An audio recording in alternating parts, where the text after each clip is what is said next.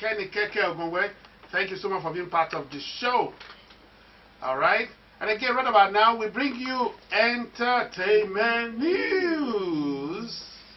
What are you doing, Edna? I'm fine, good morning. I missed you. I was not here yesterday. Yeah, the traffic was very bad. Oh, Lord have mercy. So we're back. Good morning. Good morning.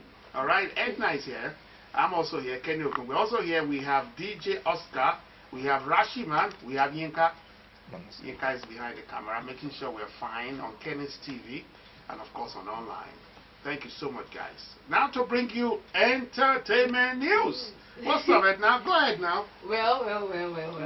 What's the story? I know you have some I have story. interesting stories. Okay. We all know Burna Boy. We know how controversial he has been. From the fact that he said that he's the best in Nigerian music industry. Right. That he paved way for himself and no one paved way for him.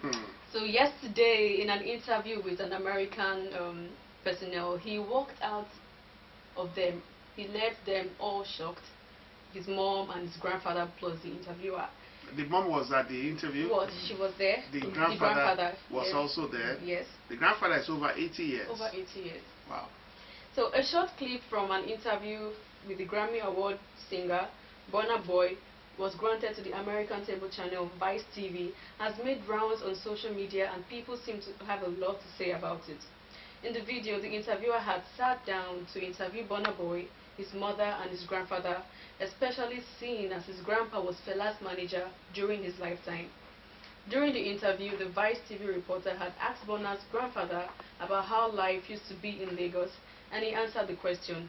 Soon after that, Burna Boy cut in and spoke up on how he found the interview boring. The singer asked the interviewer if he did not see that it was boring too, and the reporter replied that he actually found it fascinating and interesting. Burna Boy stood up and made a move to walk out of the interview to look for something more fun to do. The singer's mother, grandfather, and the interviewer all looked dumbstruck as things unfolded. I saw it as a very disrespectful thing for Burna Boy to do, to just walk out of his grandfather. His grandfather. That's in Idonije. Wow. Wow. Who is highly respected in the industry. Yes. Even if it's not your grandfather, anybody that is over 80 years old, known for the arts, for the industry, seated with you and they were asking the person some questions. And you said it's boring. You said it's boring. How good. You know the way Ghana tabloid captured the story? How? They said he showcases his pomposity again. Wow. He's so arrogant. You cannot disrespect your mother. I cannot do that to my mom. God rest her soul. Talk less of my grandfather. Wow. Well, that's a story there. Thank you for that story. We have another story. This another story is coming in. It's coming in at a very. Well, the story is about a 6-year-old being arrested. 6-year-old being arrested. Arrested. I'm telling you. What country? America. Wow. This is a serious case. Let's give you the gist. A 6-year-old girl was arrested in Orlando, Florida. Orlando police, after throwing a tantrum. Tantrum are the things that kids do. You say, sit there. I don't want to sit there, mommy. And you just kick your leg. You kick your mom. You talk to your mom. And again, that's what the girl did. And again, at school. And again, the police officer, there were two. The other police officer was wearing a body cam. He recorded the whole situation. Again, video shows Orlando Police Department officer, his name Dennis Turner, arresting a first grader, Kaya Rowe. First grader means primary one. Primary one, 6-year-old girl. And again, what are you charging the primary 1-year-old girl for? Misdemeanor battery. And of course, the girl allegedly kicked and punched 3 employees at the school during a tantrum, but was apparently calmed down by the time the police officer arrived to arrest her.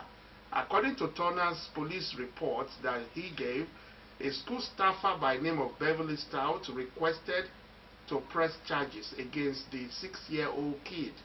While the school denies anyone, the school said nobody requested to press charges. The body cam footage of his partner does not show any of the school staff attempting to stop the arrest or impede the arrest. Prosecutor at the court dropped the charges against Kaya, the 6-year-old girl, the next day. The Turner was the one who found himself, the police officer now find himself in a precarious situation following the arrest. Why is he finding himself in precarious position? The newspaper in the city, in the next city, Tampa Bay Times, are quoted. Orlando Police Department officials have said Turner violated agency policy on arresting children younger than 12, which requires officers to get a supervisor's approval. There's no law in Florida that you cannot arrest anybody younger than 12, but you must call your supervisor to say that, okay, this 6-year-old girl gave some tantrum at school and I want to arrest her. But Turner did not call her supervisor. Maybe his supervisor, he just arrested the kid. His decision was not illegal. You can arrest, but you have to take permission before the arrest. That's what is illegal. Florida currently does not have a minimum age for arrest. The video went viral 2 days ago, yesterday. Everybody talking about it. And Turner, the police officer that arrested the 6-year-old, has been sacked when the story became national news. I will take you to that particular situation.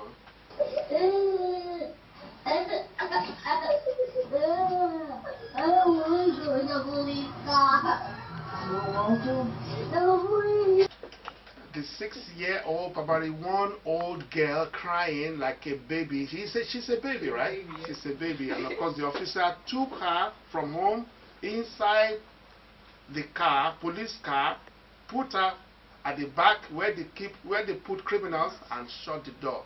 And the camera of his partner recorded them, and the video went viral after hitting online. Thank God he did not put the poor girl in handcuffs. But the police has been sacked after the incident. Alright, that's legitimate. Do you have another story? Yes, I do. Okay, please go on. Okay. Two-Face has announced that Wizkid is the legend in the Nigerian music industry. Wow.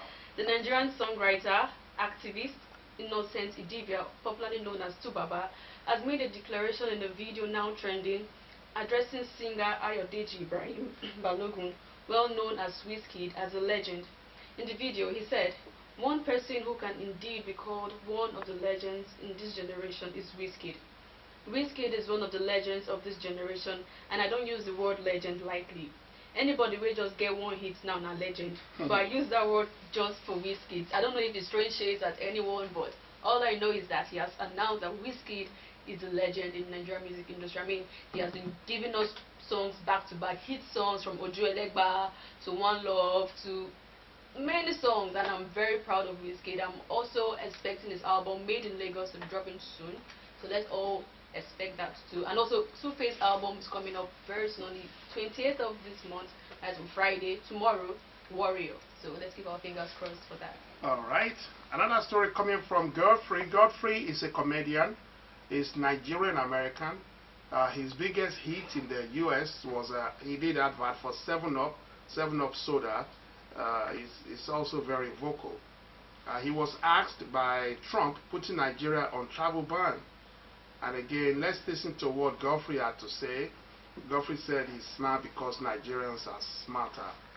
I mean, what we'll be able to show you, Nigeria recently been added to Trump's recent travel ban, along with 5 other countries. Godfrey explained that he's confused about why Nigeria and other countries were added to the list, but he suspects that jealousy may be part of the situation. Godfrey added that Nigeria excels in academics, and Trump may be jealous that top academics are not from the US. Of course, they are from Nigeria.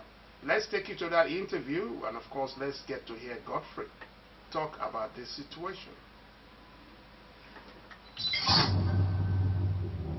Well, Trump has added 6 more countries to the U.S. travel ban. Nigeria. Nigeria, not my country, being the travel ban, the most prominent country out of those. Right. The other countries, and I'm sure I'm going to mess this up. Enough of all those F words. Sorry about that. Again, Godfrey talking about Donald Trump, about Nigeria being travel banned along other countries. All right, more stories coming up. Yes, we have stories from Prince Harry. Prince Harry has asked to be addressed as Just Harry at an event holding in Edinburgh. Prince Harry may have officially and finally dropped his royal name as part of the moves to step back as a senior member of the British royal family. Daily Mail reports that Prince Harry, who is presently in Edinburgh, the capital of Scotland, for the last official event as a prince, asked the organizers of the event to drop the title Prince. Before he took to the stage yesterday, the host, Ayesha Hazarika, told the delegates, "He has made it clear that we are all just to call him Harry. So ladies and gentlemen, please give a big, warm Scottish welcome to Harry." The Duke, Prince Harry, arrived in Scottish capital by train on Tuesday night after being stung by criticism of his frequent use of private jets while campaigning on environmental issues and climate change. This is coming weeks after the reports that Harry and his wife, Meghan Markle, have been barred from using the Sussex royal label. According to news, the Queen of England and other members of the royal family have agreed that the couple will no longer be able to keep the word royal as part of their brand. All right. Louis Farrakhan, Minister Farrakhan, gave a keynote address at Nations of Islam Saviors, the 2020 event in Detroit, Michigan, a few days ago. And Farrakhan prefaced his statement by saying that he does not condone any man calling a woman the B word, adding that somebody feels hurt and they use hurtful speech. Hurtful speech is justified when you hurt like you hurt. It was hurt and we are hurt. Let's listen to Louis Farrakhan while giving his speech at the Nation of Islam's Savior when he was talking about the death of Kobe Bryant alongside Gayle King. They interviewed Lisa, and again the talk from Snoop Dogg. Let's take it to Louis Farrakhan while he speaks on Kobe Bryant. Up to Kobe. Look at that. Look at that. Look at the love in his eyes and look at the love in her face. Every father that has a daughter, don't you want your daughters to love you? Louis Farrakhan there defends Snoop Dogg going after Gayle King over Kobe Bryant. Any more stories? No. Okay, no more stories? All right, I think, can I get one more? Let's see what I can get one more story here. Eminem never said, quoted, "I've never said I wasn't a guest in the House of Hip Hop. I am a guest in the House of Hip Hop because hip hop stories, and of course, again, because he has sold so many records." He sat down with another a journalist, and of course, episode of Cruise Corner. He was asked his thoughts, and of course, being a guest in the House of Hip Hop. Let's try to listen to the conversation. That's the funny thing. I don't know if I've got a chance to say this yet, but the funny shit is, like, I with the whole beef of a certain person. Right. I never said I wasn't a guest. Right. Like, I'm absolutely a guest. Like, I never said I wasn't. Eminem recently sat down, and of course he said he's not the king, and again he said he's a guest in the House of Hip Hop. That's about it on today's edition of Entertainment News. I thank you for joining us. Tomorrow is Friday. The last edition will come your way 8:30 tomorrow for Entertainment News of the Week.